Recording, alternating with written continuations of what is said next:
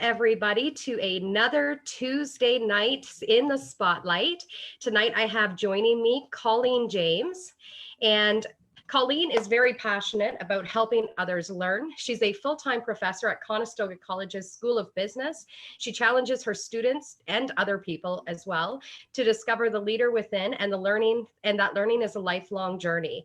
Having more than 15 years of experience promoting inclusive environments in the public, private, and not-for-profit sectors, Colleen has blended her passions of education and diversity understanding to provide training to organizations, companies, and individuals, enabling them to better understand the realities of their diversity. Her primary area of training focuses on using real-life situations to diffuse uncomfortable conversations around race, ethnicity, and gender. This enables thought-provoking discussions that challenge assumptions and lead to a deeper understanding of power, privilege, and the ability to see through multiple lenses. The result is a creation of meaningful discussions and necessary tools to help generate innovative solutions towards diversity, inclusion, and creating a shared sense of belonging. Colleen has completed training in leadership and inclusion and holds an honors Bachelor of Arts degree from the University of Toronto. She's a graduate from the Leadership Waterloo region and is currently completing her Master of Education in Education Leadership and Policy at the Ontario Institute for Studies in Education. Colleen is engaged in her community and sits on several committees and collaborative projects, including the Mayor's Task Force on Diversity, Equity, and Inclusion, and is a recipient of the Leading Women, Leading Girls, Building Communities Kitchener Centre 2020 Recognition Program, created by MPP Laura May Lindo. Colleen lives in Kitchener with her husband and her beautiful daughter. So welcome, Colleen, and thank you so much for joining us here tonight. Thank you for having me, Catherine. I'm really excited about this conversation because I feel like it's something that so many people need to be aware of, but aren't necessarily aware that it's something that they even experience or have actual thoughts about. So for people who may not understand, can you tell us a little bit about what is conscious and unconscious bias? So, and try and simplify it here. So, I mean, you're conscious, you're aware, right? You're aware of something. You're aware that, the sun's setting right now. Your unconscious is what you're not aware of, but things in society have influenced this belief that you have. So it's these thoughts that maybe, say you're going into a store. I'll use an example that's pretty common. Go into a store, see a Black man, grab your purse. Why did you do that? If you've never been even robbed or anything by anybody, what would make you do that? So that's your unconscious bias. Your unconscious bias is based on situations that maybe haven't happened to you necessarily, but they may have happened to somebody around you or somebody you associate with. Or what happens in most situations is, the media and society influences your unconscious bias, makes you believe things, even though you have no real experience in that belief. So it's something that's based on situations that haven't happened to you, but they influence you in an unconscious way. It's that thought process to think, well, all of a certain ethnicity, gender act this way when you have no real basis for it. Okay, because unless you've met every single person that is that gender or that is that ethnicity or whatever, you would have no basis to base that on. Absolutely. So it's that unconscious, your subconscious, that's making you believe things that, it's usually impacted by society and people around you, maybe even family, right? A lot of discrimination and racism is because of maybe things people have said in their families or people around them, but they have no real basis or experience dealing with it themselves. Okay, awesome. So would you say that in certain societies or in certain demographics, is there more popular unconscious biases that would happen based on where, say, someone grew up, or perhaps what the news is in their area? Or I think environment plays a huge component to this, right? If you grow up in a predominantly white community, you grow up in a predominantly Black community, you grew up in a predominantly anything, things will impact your beliefs and your thoughts subconsciously.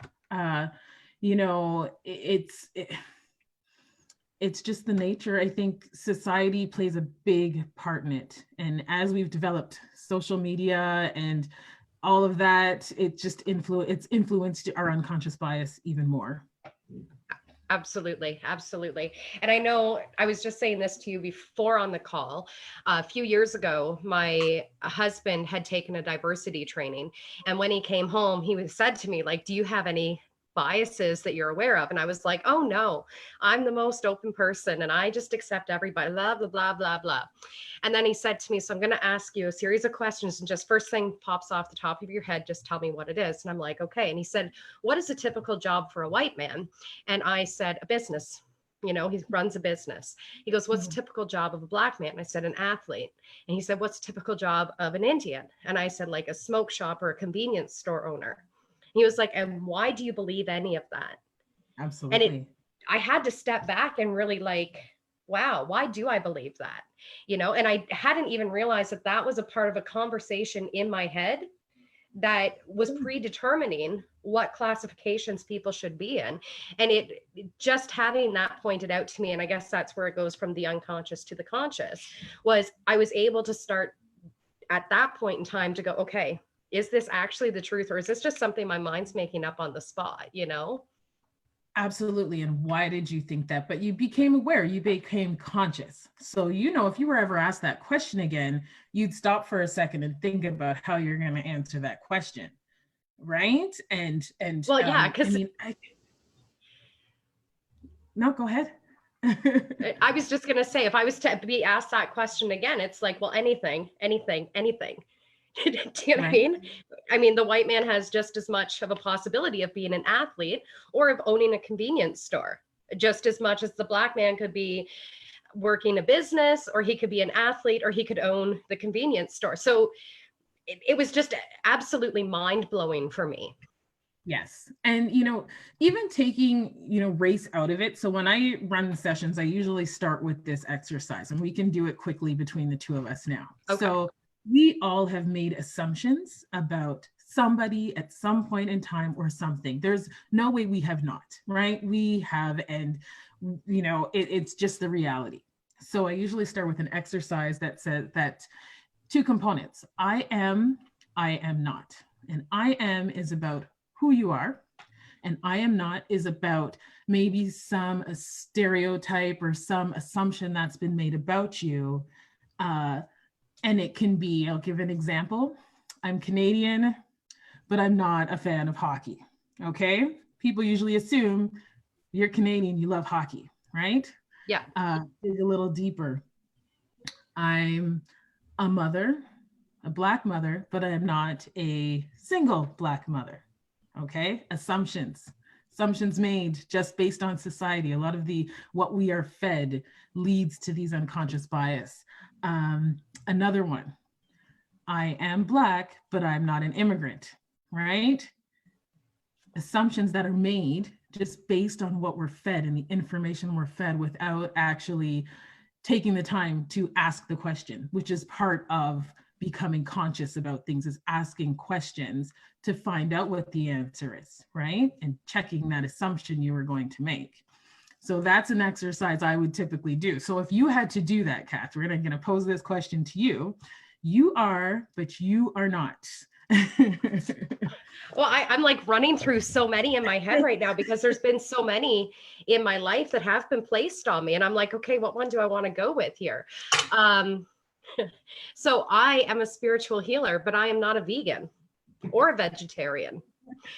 I am a psychic medium, but I am not a fraud. I am a teen mother, but I finished high school.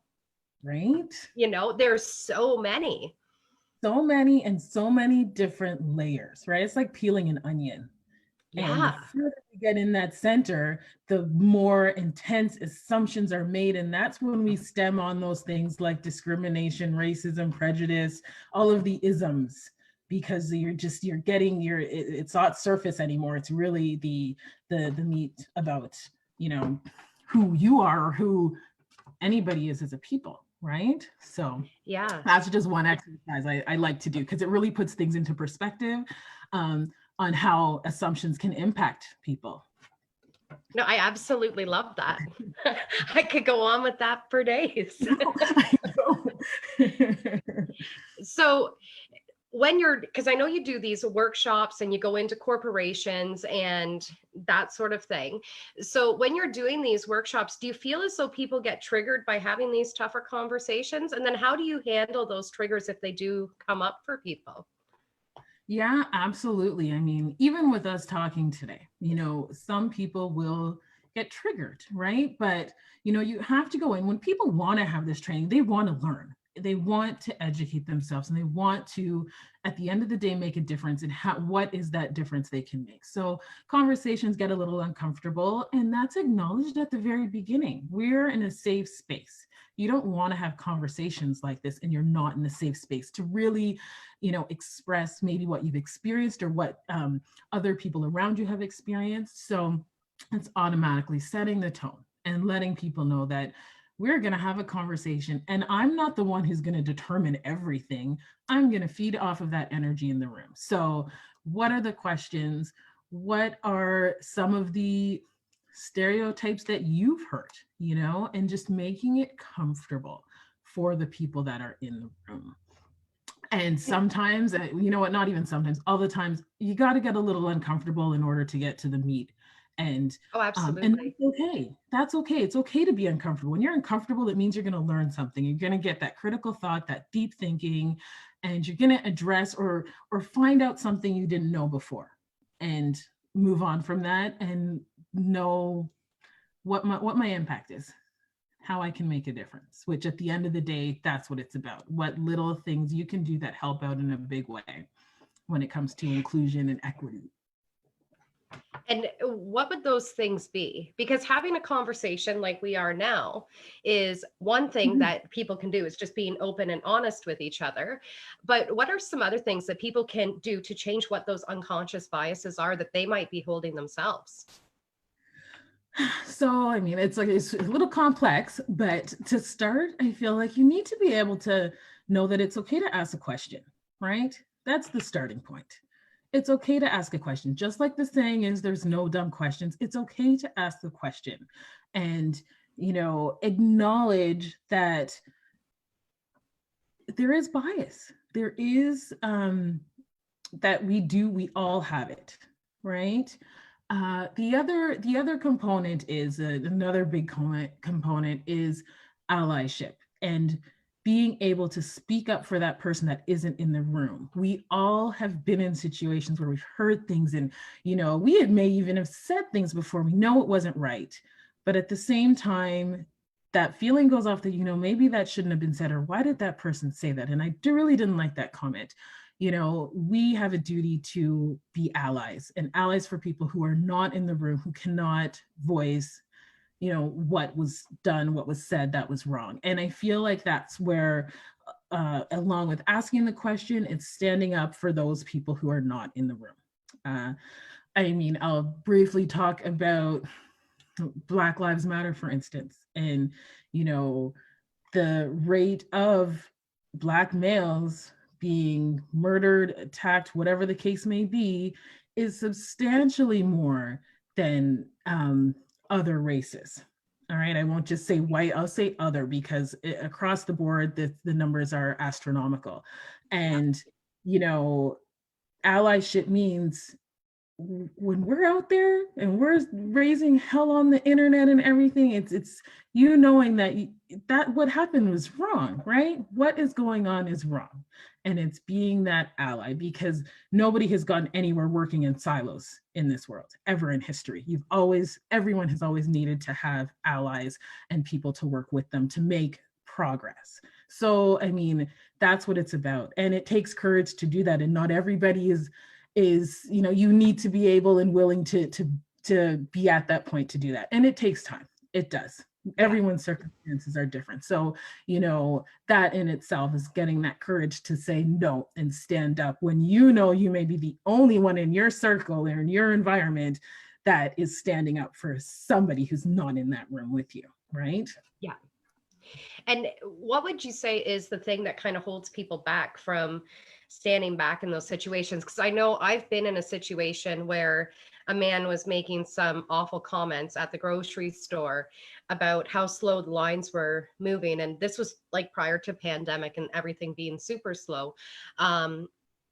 And he was talking about the immigrant workers that were running the till, and there was about 2 of them to like 10 other workers. But again, that's a bias that because they were of different ethnicity that they were immigrants. But this was the language that he was using and blaming it on them and them taking the jobs and stuff.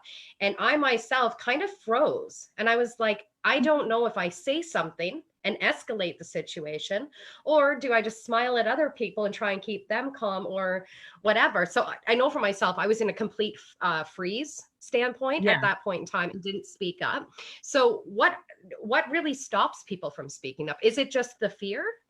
So it's the fear. It's also that fight or flight component that, psychologists will talk about. So when you were there in that moment, let's kind of dissect that a little bit. So you were there in that moment, and I bet your thought process might have been, okay, let me just check out and get out of here.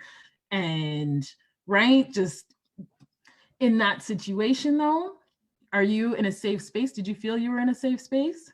No, because I felt like he was going to lose his shit while we were standing there. Yeah. So you need to feel like you're in a safe space. Okay. And that's the first part, because we really don't know what triggered him. He was, who knows, whatever happened. I think I can't even make an assumption, but something triggered him, right? Well, exactly.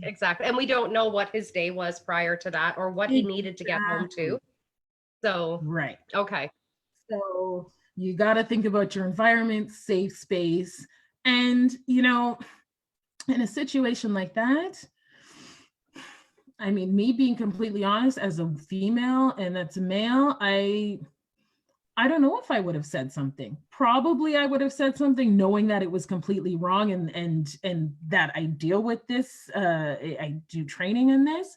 But if you never have before, the first time you do it is going to impact you in a way that you will leave, and it will impact you and you will always remember it. And, it's getting past that first situation to say, you know what, I stood up. And you know what, that initial thought after, and oh my gosh, I did that. But you will feel that much better knowing, and you will sleep better knowing that you said something. But to say it for the first time, that takes courage. Always takes courage. Absolutely. Right? I bet you if you had to replay that situation now, you would probably have said something to him, hopefully. And yeah. So in your experience then, what advice would you give to people to actually stand up to say something? Like, what is the proper way to diffuse a situation like that so that it's not escalating anything, but you're still having that chance to say something, to speak up for the guy who maybe isn't able to speak up for himself, in a way that, again, is positive and is going to actually make a positive impact, hopefully, for the person that you're speaking to? Yeah. So you don't want to come across in let me think about this for a second, Catherine. So I mean, I think it's when you're speaking to somebody who is angry, upset, they're saying something, it's as simple as, that's not right, that's not okay. And that's all you sometimes need to say, right? Okay. That's not right, that's not okay. Yeah. I don't think it needs to be a screaming match. And that's what I'm trying to say. Don't get into that, but to even vocalize that and to say that's not right, that's not okay is sometimes, right? Because I've had that experience before as well, where there was someone making a lot of what I guess they thought were jokes but they were jokes against gays. They were jokes, like pretty much all of the more vulnerable people in our society. Mm-hmm. And as people were like, you know, kind of laughing, but I ended up just going like, I can't stand here. This isn't funny, and walking away. And then he kind of shut up, and then someone else brought in a new topic. So sometimes it can be as simple as that, like just, this is not funny. This is not okay. That's not the place for you. That's not the space you want to be in. Then you need to leave that space, right? Yeah, exactly. And Becky's chiming in that she would have told the two workers that the man is absolutely not speaking on her behalf, and it's not okay. So absolutely, it's not okay, and that person does not reflect everybody in society. So here's the other thing, you know, we want everyone to love each other. At the end of the day, that's what matters. We're humankind. Some people, not everybody, are going to be so stuck in their ways. And I've had this question before. What do you do about those people who don't change? They're just so ignorant. They're used to doing things this way, and they see, you know, whatever, racism, discrimination, sexism, whatever the case may be. You know, we can't change everybody. The hope is that eventually they're the exception, they're not the rule. So they are in the minority. So whenever a situation comes up, they're the ones who stand out, right? That is, at the end of the day, that's what I hope, is that, you know, those people who think that way, that's ignorant or biased or what have you, they're the exception in this world.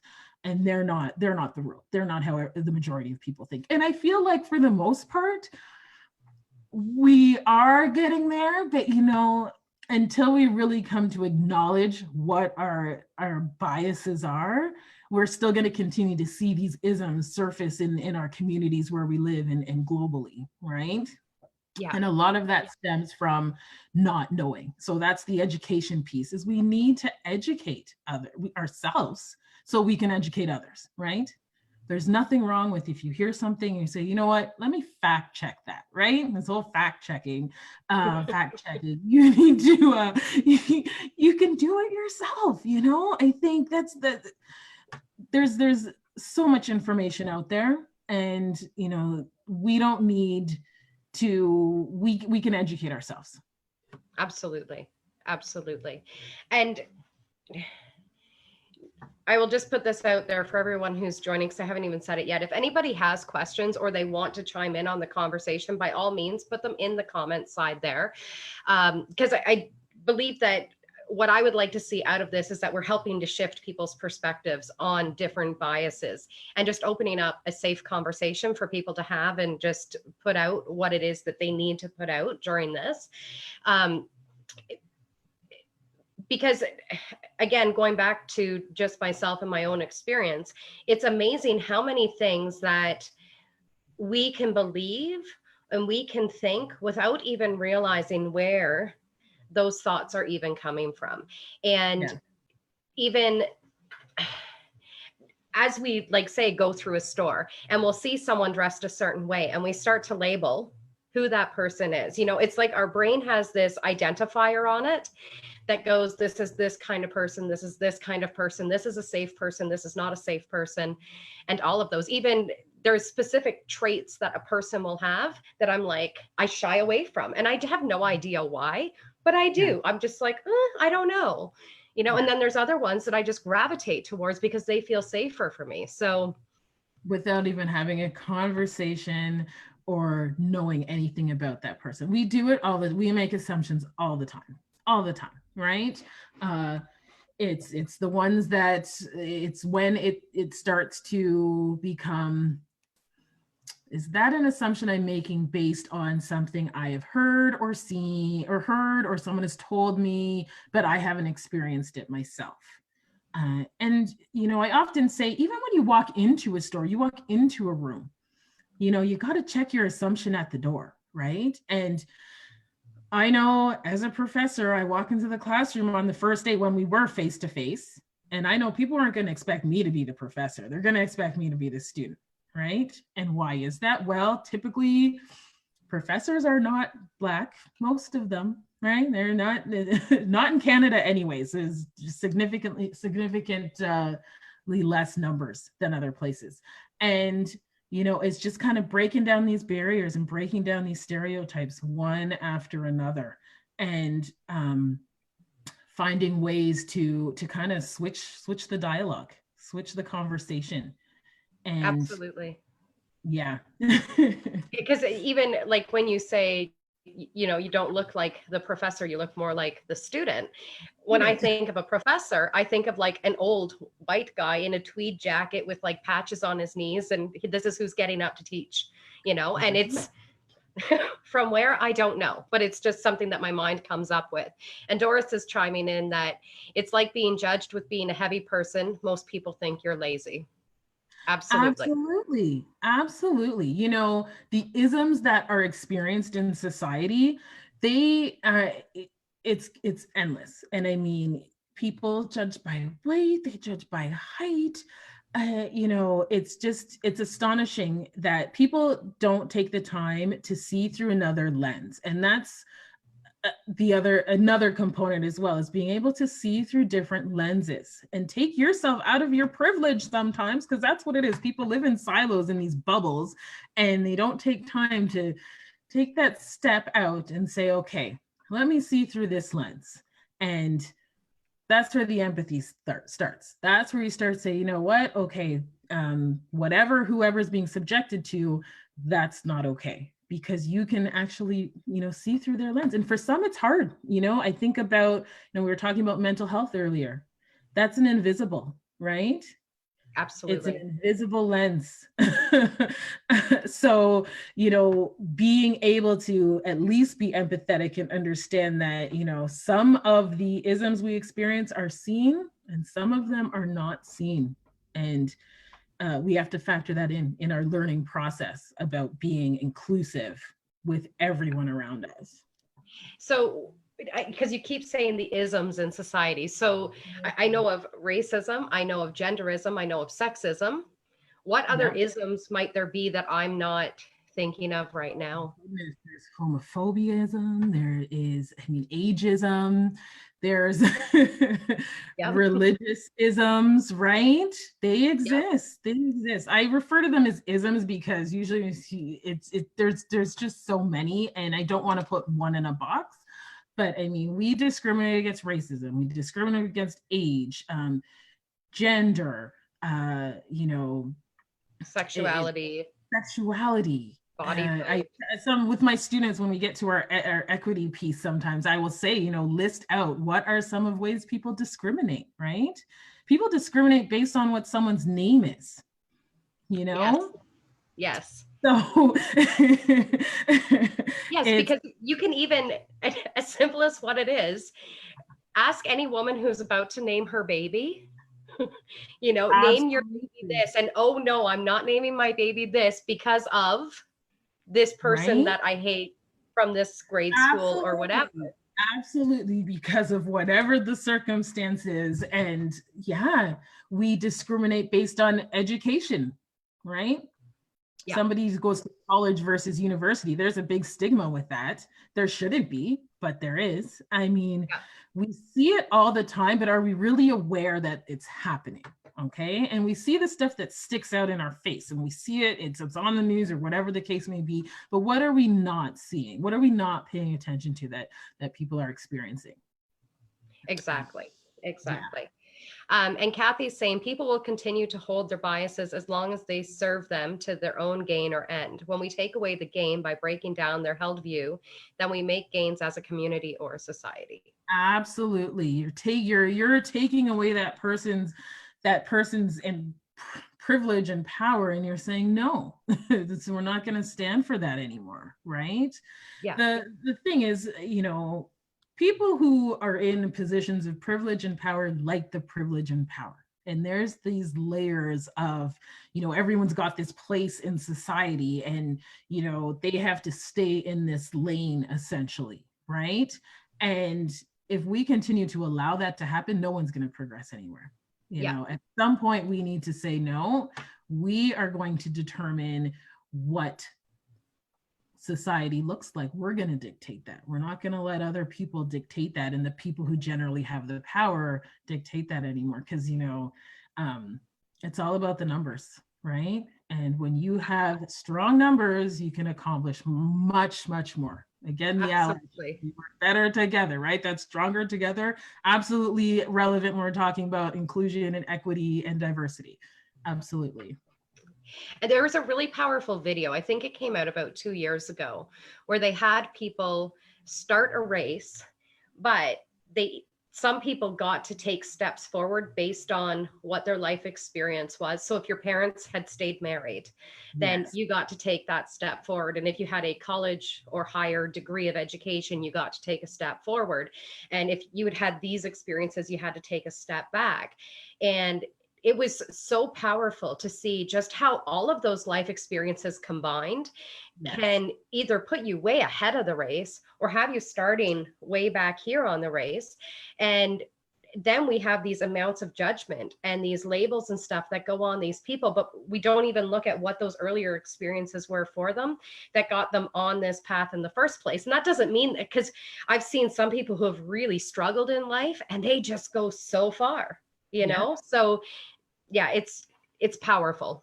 I've done that, and every time I've done that, the men have always ended up at the top or at the front of the line. The white males have always been at the front. And, you know, for some people, it's a real, it's interesting to see when that happens, because I've had people who were from, say, the Middle East, affluent and very well educated, and North America, that privilege walk looks different than if they were doing that privilege walk in their own home. Right?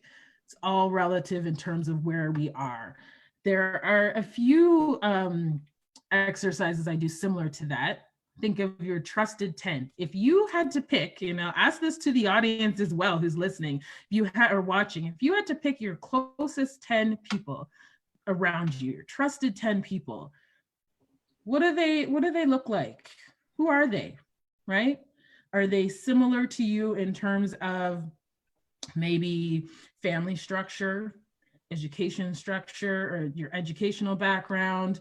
They all look like you. You know, when you think about who your trusted 10 are, you got to think like, you know, who are the people you're going to bring into your home? Okay. And who are the people who are you tell them everything, they are your confidants. Are they similar to you? When I do this exercise, almost all of the times I've done this, that trusted 10, they're all very similar, right? There's, in terms of just the way they think and the way their your socioeconomic status, it's quite interesting to see, right? And we want to have diversity within the people that are around us to help us, right? Otherwise, you're just, again, staying in that bubble. And, you know, we have to think as well from like little children, little kids, when we're teaching them shapes and colors and numbers, what do we usually do? We usually give them things that are similar, like group all the squares together, group all the things that are blue together. I'm watching this with my daughter now when I do this with her, and I'm like, I've got to shift this, because we train children from an early age to group like things together. So what happens when somebody different or something different enters into that situation, right? Yeah. What are we subconsciously now telling and teaching our children? And yes, they need to learn the shapes and the colors, and we get that. But when we get kids from an early age to group things together, like things together, is that somehow doing an unconscious, subconscious, if you're different, that means that you don't belong? Right? Yeah, that just like blew my mind when you said that. So, you know, like one of these things is not like the others. Yes, you know, Sesame Street doesn't do that anymore for a reason. So you got to really think about just, you know, what are we teaching our children from early on that may have an impact later on that we're not even aware of, right? And exactly. Exactly. Wow. I just got something from this call because it is something that we do teach, and it makes sense that we have to categorize all of these things together, and that makes sense for the development of the child's brain. Absolutely. And all of that. But at what point does it start to say these things need to be separated. Yes, right. And being aware of that early on to say, okay, let me just, readjust and shift this thinking and seeing through a different lens, right? Yeah, absolutely. So I wanted to share Karen. She said one of the biases that she receives now is all of the Karen memes. And so having the name Karen, and I just thought that that was a little bit amusing. Yeah. Yes. It baffles me. First it was the Becky, now it's the Karen. I mean, it is what it is. Yep. It is what it is. But at the same time, we need to be aware that what is the negative impact of that? Are we, subconsciously or consciously? Because I know consciously, if I had the name Karen or Becky, I would feel a ways. Absolutely, without a doubt. So what are we doing? Where is this all coming from, right? These memes that come out there. The other thing with the memes too, an interesting fact that I was researching is when a lot of people post memes, there's a lot of Black memes that get posted more than other memes. It's just weird. And what does that subconsciously say? Not to say that it's all the time, but there's studies out there that show this kind of stuff, right? So, it's we have to be aware. We have to be aware of what we're looking at and what negative impacts is this having on being inclusive, and our unconscious and subconscious bias is that leading towards, right? Any other questions or comments from the group? So everyone's being a little bit quiet right now, but we will open up for anybody to ask any questions or just put in any input. Now, when you're talking about the statistics, so when you say a Black meme, do you mean like the Black background with the white words, or? Oh, I'm talking about the, if it's the certain types of sayings, I guess, or I'm trying to think of one off the top of my head, but there's a lot of Kevin Hart memes out there. I wish I had the specific stats up, but I was reading this some time ago. But it just, a lot of memes are, they're funny and hysterical, but at the expense of Black people. So and I don't have specific numbers, but there's been research done on that. It's just, and subconsciously, some people associate funny and comedy with Black people. Yeah. And, right? And what's fueling that? Why is that fueling that? And not to say that, I don't know, it's complex. We don't have, 3 or 4 or 5 hours to discuss everything, but, it's very complex. And, the seeing through the different lens is one of the things that I like to always stress, and being able to step out of our comfort zone and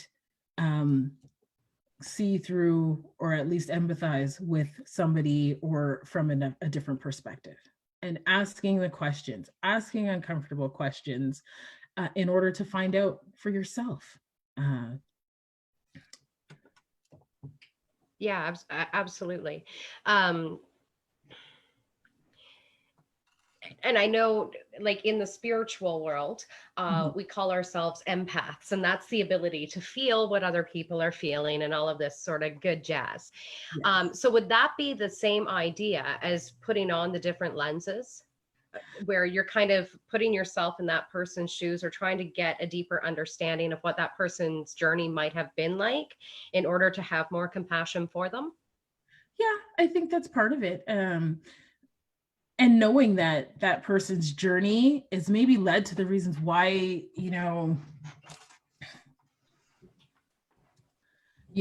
I'll leave it there. I'll say, I think being able to be empathetic is the good start for everything. Okay, it's a good start. It's not simple. This stuff is complex. We're fed so much information every day, even now. We're fed It's information overload right now. Information overload that we don't take the time to research things for ourselves, check things out for ourselves. We just take what's given and what's fed to us and see that as reality. And the more we're able to say, no, I can take what you're saying, but let me do my own and let me find this out for myself, the better we will be. But we're so dependent on external factors in our lives. Yeah. Right? And it's almost like that quick fix of information. Yes. And I've been bad for it too, where you get that piece of information that kind of flashes up and it says this person has died. And I go, this person has died. Well, it turns out they either died 10 years ago or that it's another faux death or whatever. Yeah. But that simple act in itself is such a huge reminder to me that just because I see a headline does not mean that it's true. And before I say anything or jump into anything, engage in anything, I need to take that step back and go, is this actually the truth? Even more so, does it actually resonate with what I want my truth to be? Exactly. And that's key. What is your truth, right? What do you want your truth to be? And we have to live authentic lives. That I full-heartedly believe that, we need to be authentic in everything we're doing. Yeah. And being authentic means that sometimes you are not going to go with the majority, and you are going to stand out and stand up for what you believe in, even if it makes you a little vulnerable, right? And it takes we could talk about things like imposter syndrome and all of that stuff that because of biases, we're not true to who we are, and being authentic. And what does that mean? How does that affect the people around us? Yeah. It's interesting because there's a group, a musician band that I really, really like. And they had their music taken off of radio and whatnot because of the Me Too movement. And I, since then, have had a hard time saying I actually still like this band and I still like listening to their music because of the attacks that happened when I said I still like them, even though this happened. So I can say I am a feminist, but I don't always believe in everything as it comes out in the news or whatever, and I still support some people that have had these allegations behind them, but I still do believe I'm a feminist. So just as you're saying that about the authenticity and stuff, it's so important. And I understand that level of vulnerability that needs to come up with standing in that authentic voice and sharing with people what you truly believe inside, even if it goes against what that grain is. Yeah, I think that's the hardest thing to do. And we're faced with this stuff all the time. I remember, especially when it comes to gender, and look at when Kobe Bryant passed away, right? Yeah. And whatever the case was, whatever he did, whatever the case may be, we get torn because there's this person who did something wrong, allegedly, who knows, we're not putting him to trial now, but at the same time, people do have the ability to change, okay?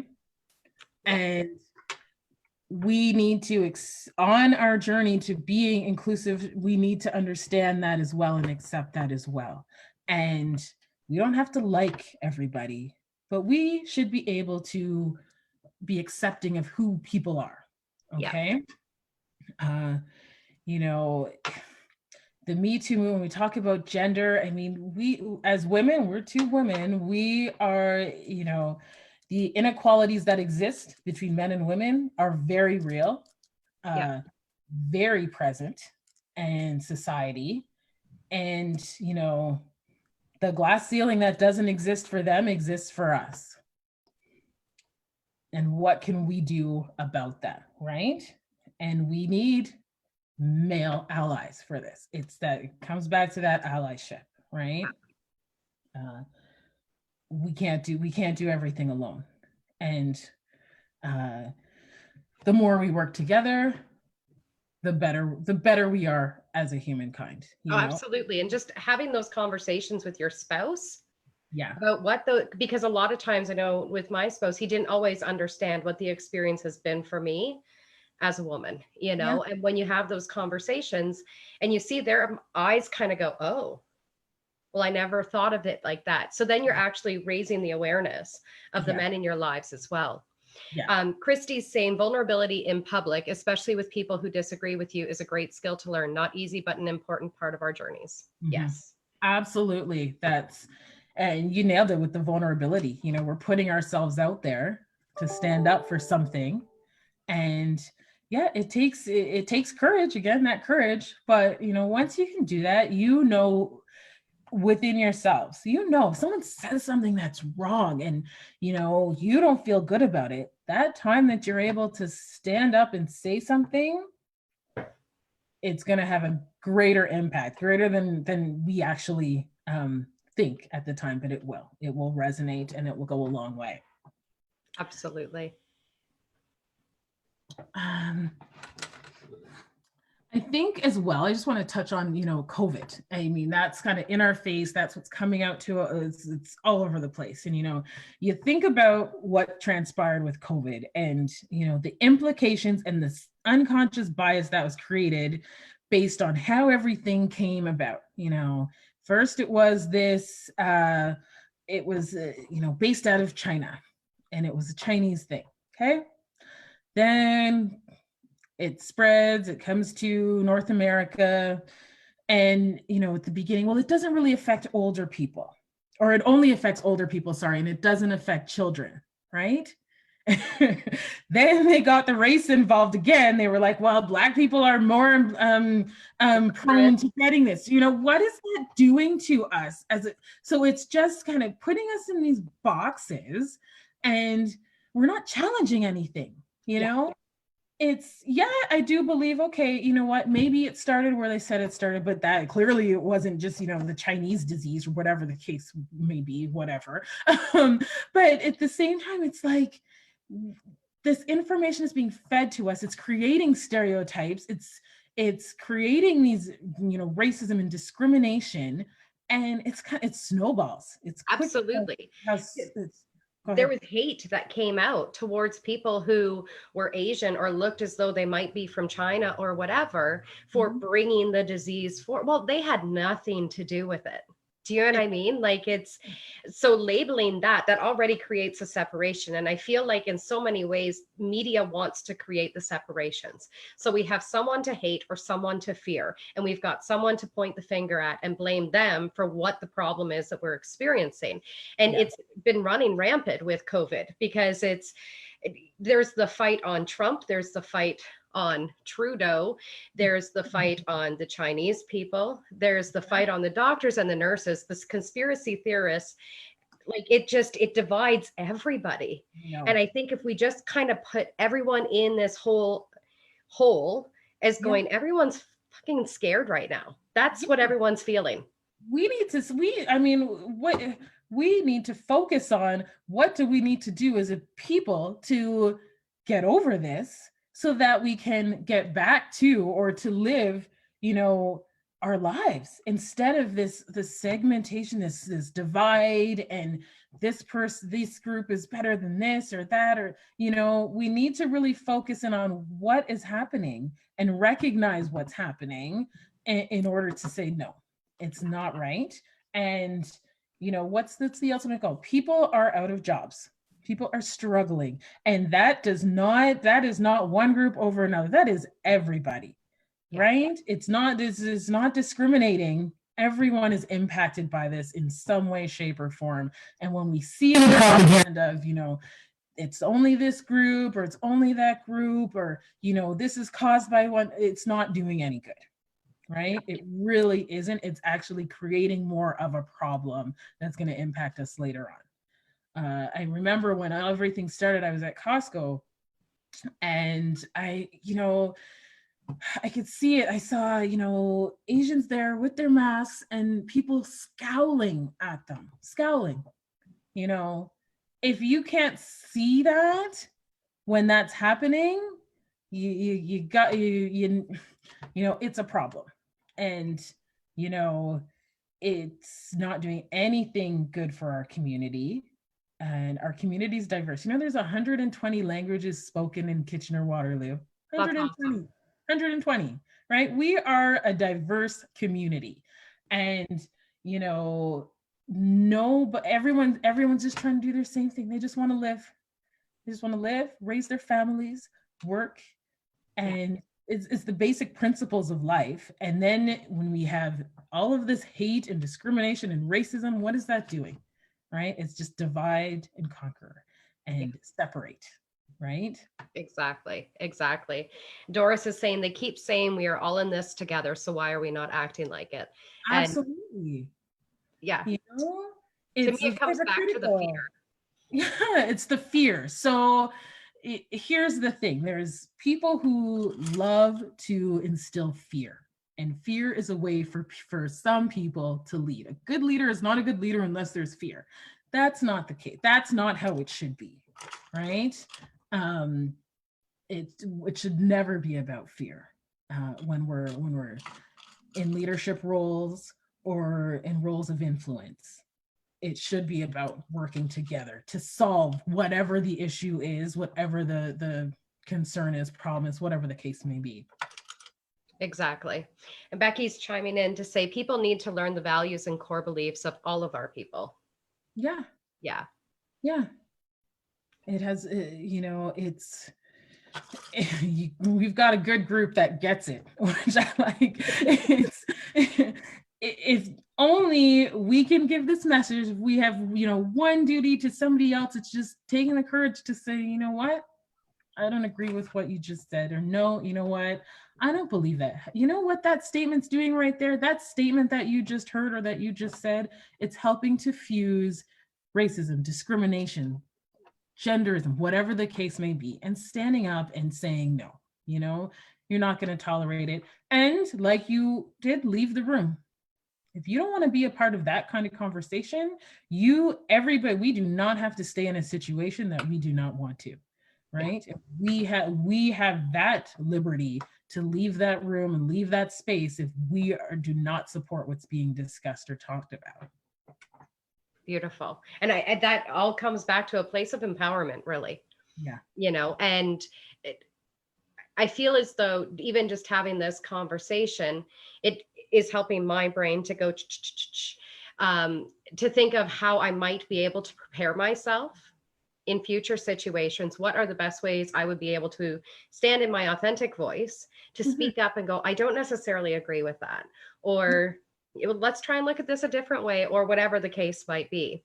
Becky's saying she does it every day working with people in crisis. People in crisis are people, and wanting to be a part of support for me is empowering myself with knowledge. I love that, Becky. Yeah. We are all just people. We all do the same things, right? We are all just people. And somehow that keeps getting lost. And we need to bring it back. We need to always come back to that. We are all just people. We all sleep, we all eat, you know, we are just people. Yes. William Shakespeare said in one of his plays years ago, but it always stuck with me. If you prick me with a needle, I will bleed. If you tickle me, I will laugh. At the end of the day, we all do those same very basic human functions. And really, it all comes down to we're all human and we all just want love. We all just want connection. And where that comes from, it doesn't really matter. But if we can go out into the world with absolute love in our hearts, with Yeah, the idea of just connecting to whoever it is that we could possibly connect to and understanding them at this deeper level, it would absolutely shift the world. it would. And understanding that, you know, we all bring something to the spaces we're in. And we have no choice but to look at that as something positive. And that lived experience is the lens that you bring to this conversation, the lens that I bring to this conversation are different, right? But Yeah, they complement because of that, you know, they complement the situation we're in. And we need to look at it like that instead of our differences are dividing us. No, they don't. They complement. When I'm in my lectures and I've got, you know, second career students. I've got students who are fresh out of high school. They've never seen, it's their first time stepping foot away from home. And, I have people who are, they've been out of school. I had an Army vet a few semesters ago.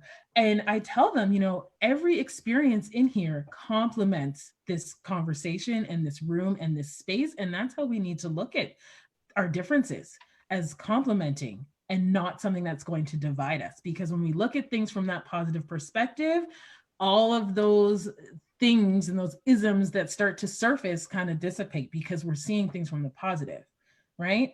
It's Ramadan right now. Tell me about it. What does that mean? What does that mean to you? Eid's going to happen on Saturday. What do you mean? What is that? Explain it, right? Instead of being in our shell where we have no idea what's going on, we're making assumptions, right? So when we're in that space and there's differences around us, we need to know to say, you know what? Tell me, educate me, let me know, right? Absolutely. And I've always found it interesting because I am a person who asks a lot of questions and I like to know more. And people are always so open to expressing and sharing when you do ask those questions, and some people do like to assume certain things about things, and, oh, I know what that is because it's blah, blah, or whatever. Yeah. But when you actually have those questions, and I had a conversation with Odin's mom's friend last year who was actually celebrating Ramadan, and they had Eid coming up. And I asked her to explain it to me, and she told me about the importance for her and what it helped her to release as part of what her soul's connection was for herself and how she would celebrate and everything. And I was like, I want to celebrate Ramadan now. It was like, that sounds like such a spiritual journey to partake in, and not something that I ever would have thought would be something that would interest me in the past. So it was a great conversation to have.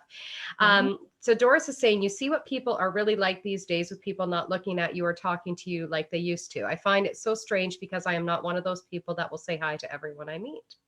Or I'm one of those people that will say hi to everyone I meet.